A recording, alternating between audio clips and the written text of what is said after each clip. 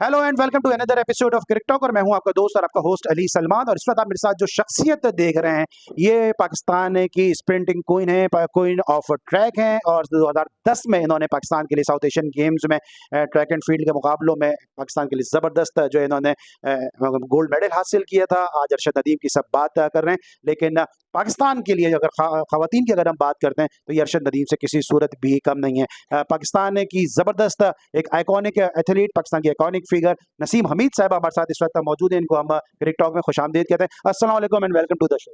वालेकुम अस्सलाम। कैसे हैं सलमान आप? मैं बिल्कुल ठीक हूँ नसीम। इस वक्त बहुत ज़्यादा अरशद नदीम की बात हो रही है और जिस तरह से उन्होंने कामयाबी हासिल की है, आपका ताल्लुक भी इसी तरह से रहा। आपने भी बड़ी मेहनत की और लोअर बैकग्राउंड से निकल के आप आए, अपना फैमिली का नाम, अपना पाकिस्तान का नाम, अपना नाम आपने मनवाया। कितना मुश्किल होता है अरशद नदीम जैसे बैकग्राउंड से निकल के आना और फिर इस तरह जो है नाम रोशन करना? देखिए सलमान, मैं आपको एक बात बताऊँ कि पाकिस्तान में ना अगर यहाँ तक पहुँच जाए ना इंसान, जैसे मैं आई, अरशद नदीम हैं या दूसरे प्लेयर्स हैं, तो बहुत बड़ी बात होती है। क्योंकि जो हमारे वसाइल हैं वो इतने नहीं हैं ज़्यादा, हमारे बैकग्राउंड्स इतने अच्छे नहीं हैं। लाइक हमारा ये कि हम अपनी फैमिली को भी सपोर्ट करते हैं, और दूसरी बात ये है कि हमारे पेरेंट्स बहुत सपोर्ट करते हैं कि छोटी-छोटी ख्वाहिशात जो होती है ना, उसके लिए भी हमारे पेरेंट्स ये करते हैं कि ये बच्चा जो है हमारा ये काम कर ले। तो एथलेटिक्स में आना बहुत मुश्किल काम था, और एथलेटिक्स आपको पता है आसान काम नहीं है।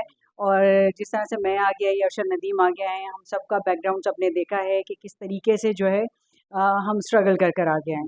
तो मेरे ख्याल से बहुत मुश्किल काम है। अगर आप 100 में से 2-3 भी स्टूडेंट्स अगर आप निकाल लें ना पाकिस्तान में से, और हम कहते हैं कि हम इतने कामयाब मुल्क में रहते हैं, चीज़ें हैं कुछ हैं, लेकिन हम बहुत पीछे हैं अभी, स्पोर्ट्स के लिहाज से बहुत पीछे हैं। स्पोर्ट्स के लिहाज से हम बहुत पीछे हैं, लेकिन नसीम जिस तरह भी अरशद और दूसरे हम एथलीट की बात करते हैं, इतने इनामात के ऐलानात हो रहे हैं। आप जब आई थी मुझे याद है आपके ऊपर भी बहुत पैसों की बरसात हुई थी। पैसा तो बहुत बना लिया होगा, बहुत जायदाद बना ली होगी आपने। बिल्कुल, ये ना बिल्कुल हँसने वाला मकाम है मेरे लिए। मतलब ठीक है, जो अनाउंसमेंट थी वो हुई पूरी, लेकिन काफ़ी ज़्यादा नहीं हुई थी। क्योंकि जैसे उम्रा का जैसे अरशद नदीम को अनाउंस हुआ है, वो मुझे भी अनाउंसमेंट हुई थी उसकी, लेकिन वो भी पूरी नहीं हुई।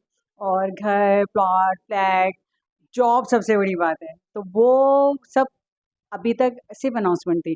तो मैं कहती हूँ कि अरशद नदीम को मिल जाए, और जो चीज़ें मिल रही हैं हम शुक्र अदा कर रहे हैं कि वो इस चीज़ को फेस नहीं करेगा। अच्छा, 14 साल हो गए हैं आपको जीते हुए।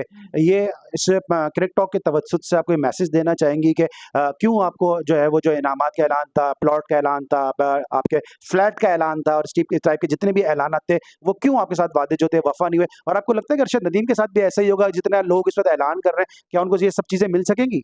नहीं, देखिए मुझे लगता है कि हम ना सूबों में डिवाइड हुए हैं। जहाँ तक मैंने देखा है कि हम सिंध, पंजाब, कराची में जो शहर है उसको हम हर तरीके को ना हमने एक 1.5 इंच की मस्जिद बनाई हुई है अपनी। तो मेरे ख्याल से अरशद नदीम जो है उनके पीछे बड़ा सपोर्ट है, बहुत स्ट्रॉन्ग सपोर्ट है उनका, डिपार्टमेंट का भी सपोर्ट है।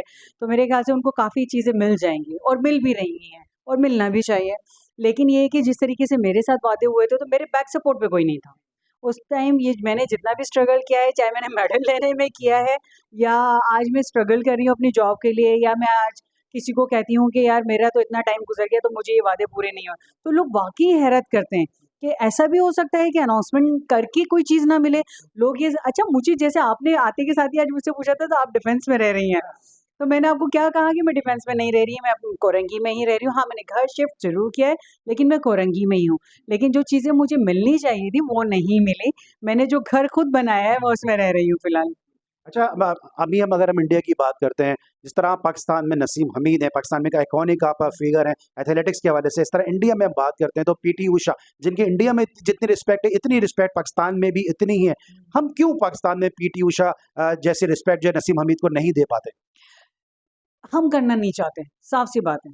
हम ये करना नहीं चाहते, और दूसरी भी ये कि हम कहते हैं कि अगर इसने जीत लिया तो जीता क्यों?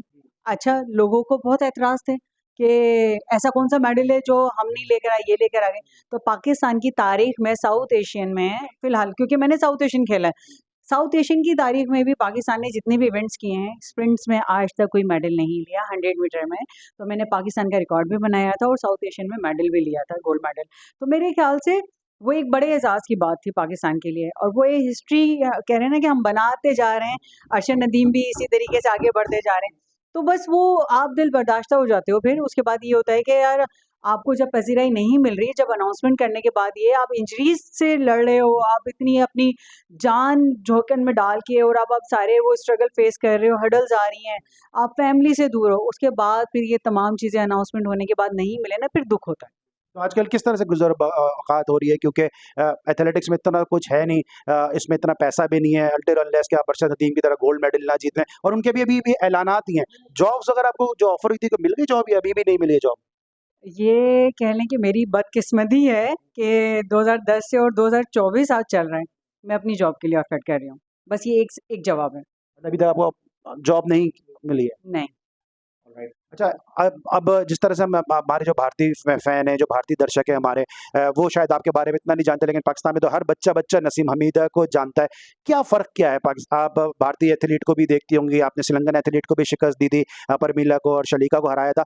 फ़र्क क्या है? क्या हम एक जैसी ज़बान बोलते हैं, एक जैसे खाने खाते हैं, वो हमसे आगे क्यों हैं?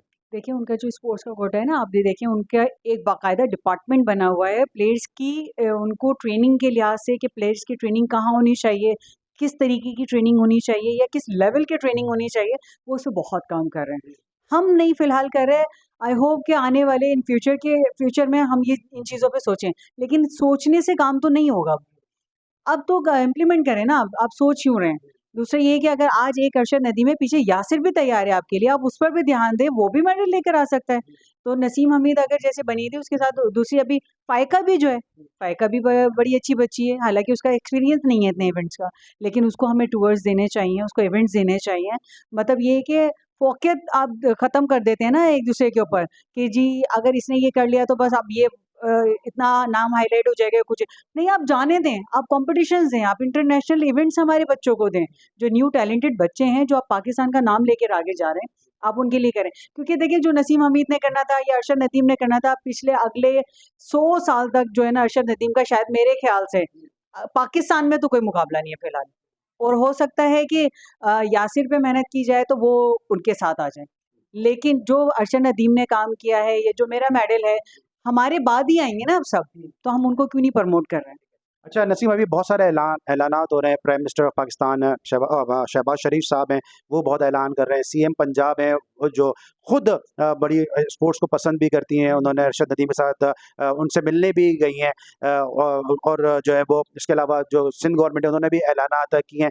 तो आप कोई अपील करना चाहेंगी गवर्नमेंट से, क्योंकि उस वक्त जब आप जीती उस वक्त वज़ीर आला पंजाब थे शहबाज शरीफ साहब, उन्होंने भी काफ़ी ऐलानात किए।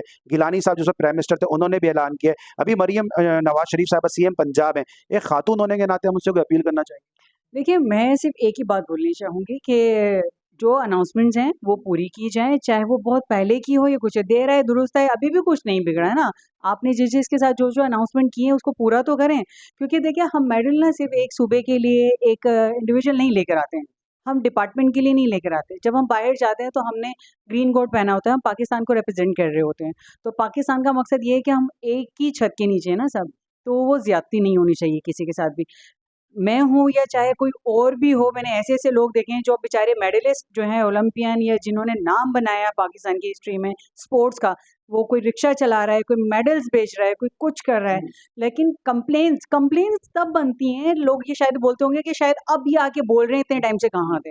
ये भी बात होगी और 100% ये बात होगी कि इससे पहले नसीम हमीद कहाँ थी? तो मेरे ख्याल से पिछले 13-14 साल आप अगर वो हिस्ट्री उठा के देख लें, तो मैंने कहीं न कहीं अपने लिए बात की है। अच्छा, इसके साथ-साथ ये तो अपने चले मरियम नवाज़ शरीफ साहिबा से, प्राइम मिनिस्टर शहबाज शरीफ साहब से अपील की, लेकिन आप सिंध की बेटी हैं, दुख्तर है, आप सिंध हैं। वज़ीर आला सिंध जनाब मुराद अली शाह साहब हैं, बिलावल भुट्टो ज़रदारी साहब हैं, और साथ-साथ मुर्तज़ा वहाब साहब जो स्पोर्ट्स के हवाले से बहुत काम कर रहे हैं। इनसे आप कुछ कहना चाहेंगे कि आपके साथ जो वादे किए गए थे गिलानी साहब ने, ज़रदारी साहब ने, उनके हवाले से कुछ कहना चाहेंगे? देखिए, मैं इनसे सिर्फ़ एक ही बात कहूँगी कि जो मेरी अनाउंसमेंट थी, ठीक है, मुझे नहीं का तमाम चीज़ें चाहिए।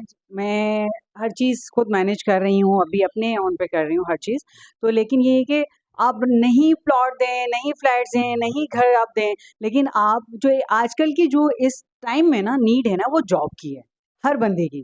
तो मैं भी ज़ाहिर-सी बात है उसी के लिए बात करूँगी कि मुझे नहीं चाहिए आपके प्लॉट, मुझे नहीं चाहिए आपके घर, नहीं फ्लैट्स चाहिए, लेकिन जो बेसिक चीज़ें हैं ना, उसमें एक पहली प्रायोरिटी पे जो आता है वो जॉब आती है। तो आप वही करें और अगर नहीं कर पा रहे तो फिर आप आइंदा कोई ऐलान मत कीजिएगा प्लीज़।